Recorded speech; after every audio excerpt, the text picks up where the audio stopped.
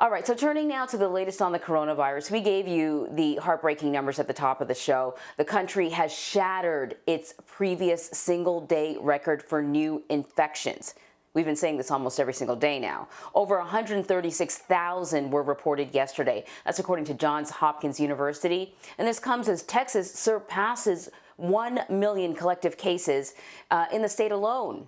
Now, there are now over 10.2 million cases across the nation, and close to 240,000 Americans have died as a result of this virus.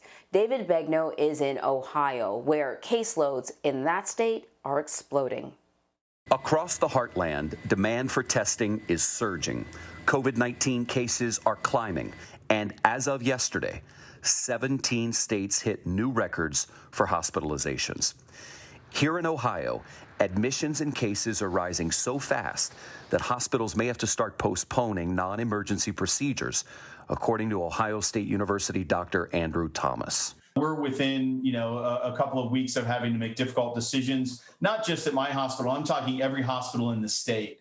To Wisconsin now. They had another record-breaking day of coronavirus hospitalizations and deaths, which prompted the governor, Tony Evers, to issue a brand new stay-at-home advisory. Now, previous efforts by the governor to issue a stay-at-home order and other lockdown measures have been overturned by the state Supreme Court. And the governor warns if nothing changes, Wisconsin's death toll could double to 5,000 by January. It's not safe to go out.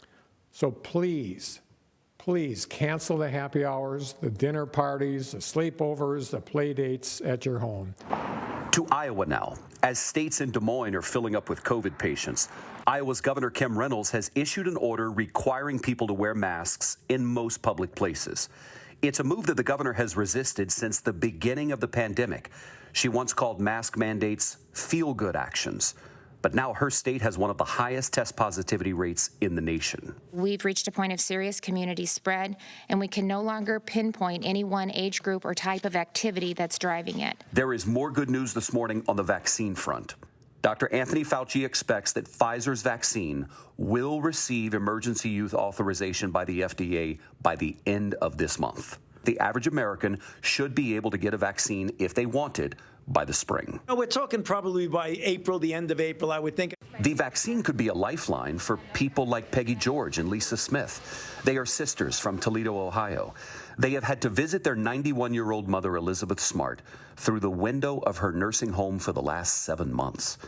They say their mother has dementia, and the lack of contact has made it worse. It was heartbreaking because I didn't even get to say goodbye the final time, and I thought we were just going to have to quarantine her for 2 weeks, and that was back in March. Everybody needs somebody in their life. They need our touch.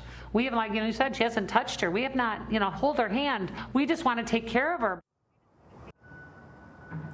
So David is joining us now from Toledo, Ohio. So first off, David, you are in Toledo. What's the situation like in that state?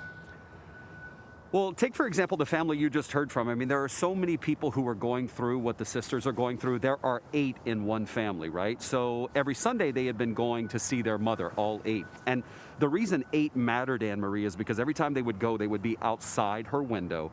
And they said when she saw all 8 of them, it clicked. Sometimes if she saw 1 or 2, it was like, I'm not sure who that person is. It was her daughter. But when she saw all 8, it was like, oh, those are my daughters. Those are my girls. And now the nursing home is telling them, well, you could only do 2 outside the window. Doesn't make sense to them. It's a window. Who cares how many people you have outside the window? So we called the nursing home. They haven't called us back. We're going to try and get to the bottom of that because I can't understand why 8 family members or however many they want can be outside the window where no one else is arguably affected. Look, here in Toledo, when you go around, most people we saw are wearing masks.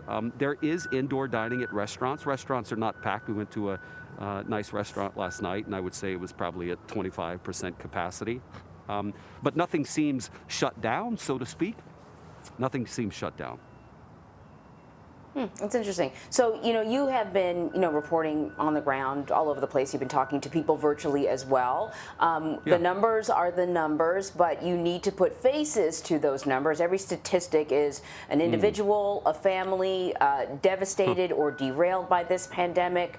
Have you noticed any regional differences? Oh, that's a good question. Regional differences. No, I don't think so. I don't think so. And I think that goes to this point, Anne Marie. Doesn't matter where you live, the virus can come for you. You know what else I haven't noticed is any difference in terms of the hate and the trolling that is spreading on social media. And, you know, you just brought up a good point in terms of the human toll. I always try to tell the human toll more than just the facts and the numbers, though they are very important. But yesterday, for example, I interviewed a woman, or 2 days ago, Carrie Tanner. Her 18-year-old son, Austin, died of the virus. Austin was obese. And I'm going to be fully transparent with you in the audience here. The moment I saw his photo, I winced and I thought, ugh. The trolls are going to come on social media because I've dealt with them for the last 7 months. You tell a story of someone who died and people pick it apart. Well, yeah, they were overweight, or yeah, they had diabetes, or yeah, as if to minimize the death.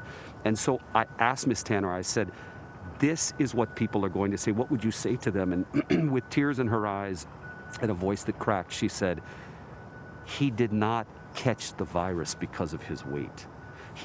He was terrified of the virus. He tried and did everything he could to not get the virus. Austin was autistic, but he was beloved in his community, Anne Marie. He was the homecoming king at his school. In fact, the community loved him so much when he died, his family was in quarantine, so the community went to their home and did a vigil in the front yard. I always try and tell the human toll. The trolls are not the majority, but man, on social media, they try and pick these stories apart, and it's devastating. It's devastating to see. David, thank you.